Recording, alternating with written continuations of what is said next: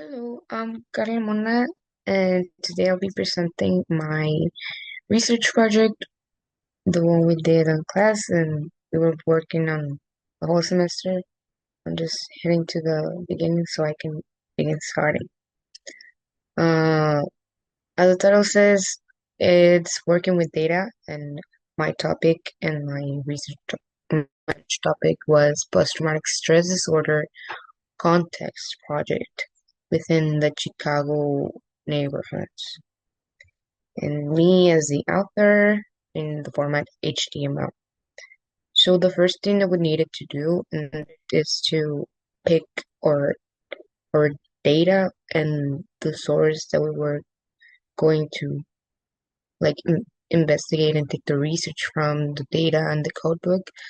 In my case, it was ICPSR, as we can see it in here, and I did a not a folder but a file to keep it in here, and that was, I think, the first assignment in the from working. Uh, the second assignment was to test our data and to pick our code book and the data set.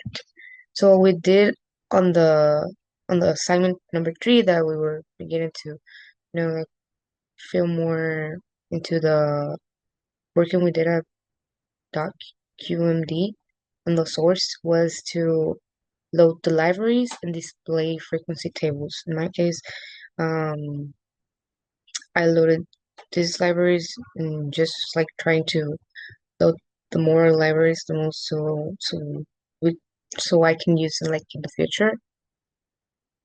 Um,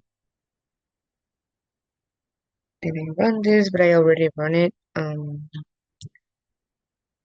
The next thing we did was to load our data set. My case, I put the file path that was the name of the file of the raw data that we at the beginning we stored in one of these files. So I already run it, and this just summarizes like the more basics of your codebook, because when you when you loaded your data, it sort of like linked to the codebook so it can make a proper statistic of what the answers are gonna be. This is the cool names where I took my variables from, because as you can see, it's month, OQ6, OQ5, D53, that are the variables that you're gonna see in the future, like more explored data as summary in glimpse. This is where I took my variables from too at the beginning, um, such as like giving an idea of what you can use in the next assignments. It's just that it's too long. Now for glimpse, it's where I took my variables from personally, and I picked D53, OQ5, and OQ6, and a couple more. Now for data analyzing in assignment number four, that's data wrangling. Um, this is kind of like the most long part of the working with data, just for this, because there's a couple more assignments there. Here's where we compared how the frequency, how to analyze the frequency and put it into a code so it can like analyze it itself, like machine. And I put DF OQ6, that was basically as alcohol related context, empty beer bottles on site, and context PSTD as time informative interval. One meant yes and two meant no, and NA meant minus 99 in the future, as we will see. Frequency percent, valid percent. This is like an idea of what the answers were and how many people answered. And as frequency context, number 2, it's as D53. We did the same to give an idea of how much people would like answer this survey and what answers they gave. And this is for variable D53, drunk or intoxicated people inside. 1 yes or 2 is no. Now this is for the context on Chicago neighborhoods, so it's more specific. Frequency context 3 is order D15, and this is where I took the graph from. And the fre frequency context 4 is ordered OQ5. That is the same.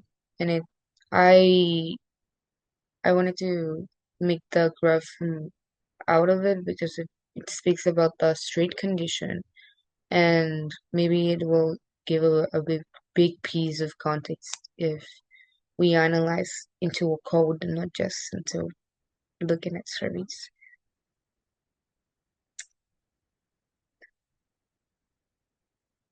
And in which 5 meant good street condition, 4 meant no, 5 meant is very good condition, for good, 3 medium, and 2 bad, and 1 it's like in construction or not even like available.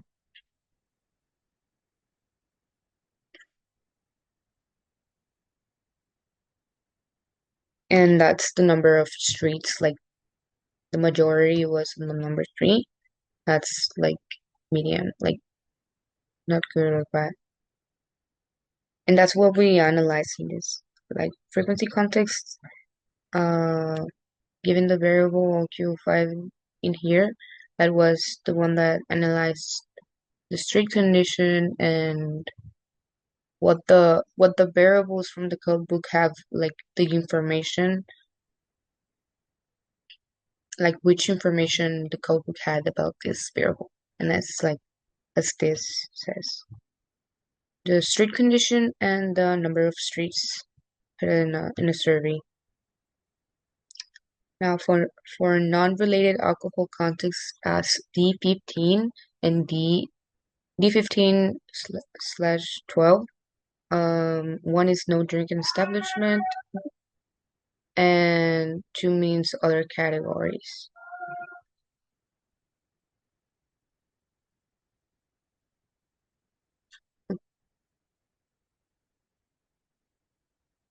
Okay. And this was for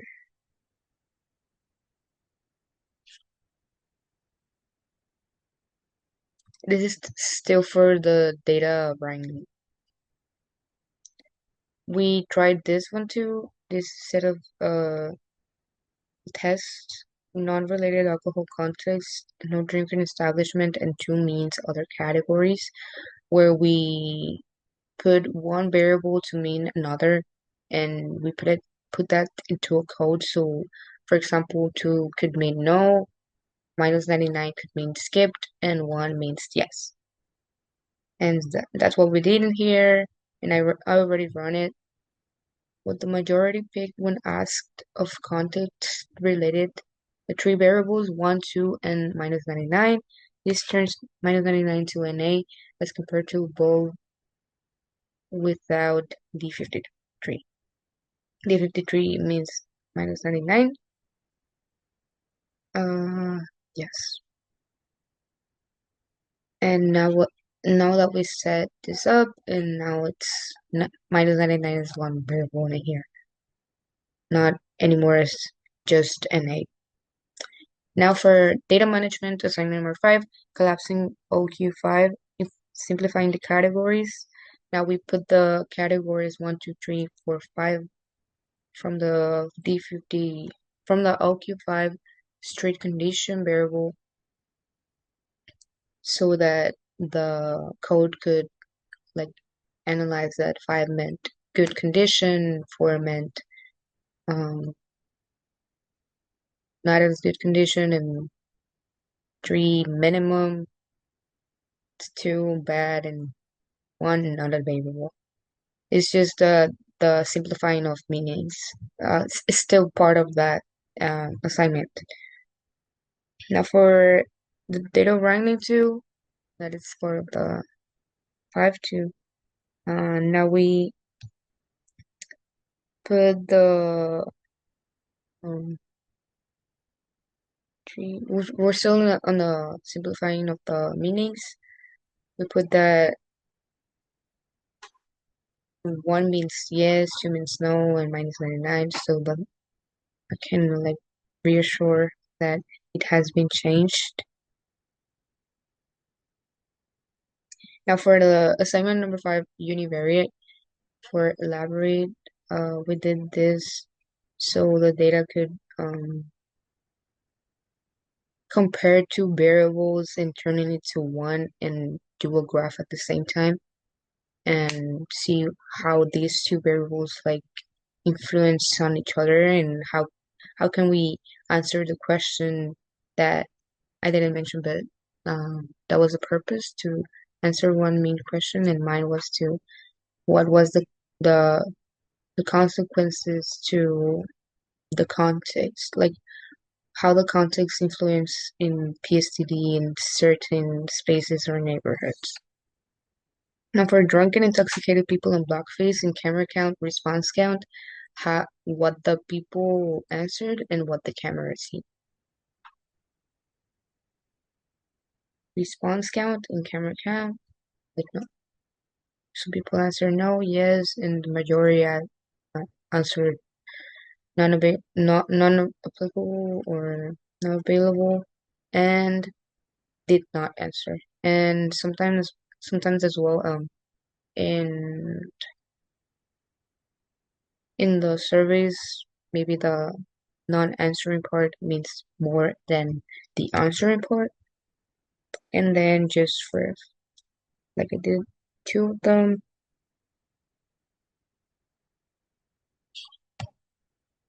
univariate, okay, then this is for 2 mountain streets, and this is the example or attempt, more like an attempt for univariate data visualization. I tried the ggplot data df summary with the variable OQ5 and variable D53. So more of mixing the, as we see in here, the proportion of intoxicated people by street condition, and the D53 category. I did two graphs for this, and mixing the alcohol related items in a street and the street variable. And for this one, I put the proportion of intoxicated people of street condition, which was OQ5, and D53 of the factor. That was proportion. And this is the final graph, and it's like NA, 2 was yes, 1 is no. And these were the answers. Plotted in a graph. Relation between how street conditions influence potential surroundings with intoxicated people. And the final bivariate data visualization graph assignment. That was the same above. Like I ended up doing 2 graphs. So one is the one above and one is this one that we're seeing now. And it's comparing the overlap of street condition in intoxicated people, street condition, and places where intoxicated people were seen. That meant overlap of street condition in intoxicated people. And that's how we analyzed more than just one variable at a time and related and what's the intersection. So this was my project, and with the purpose of analyzing two and multiple interdisciplinary like topics within just one common like research, and this is how it ended up. Yeah, thank you.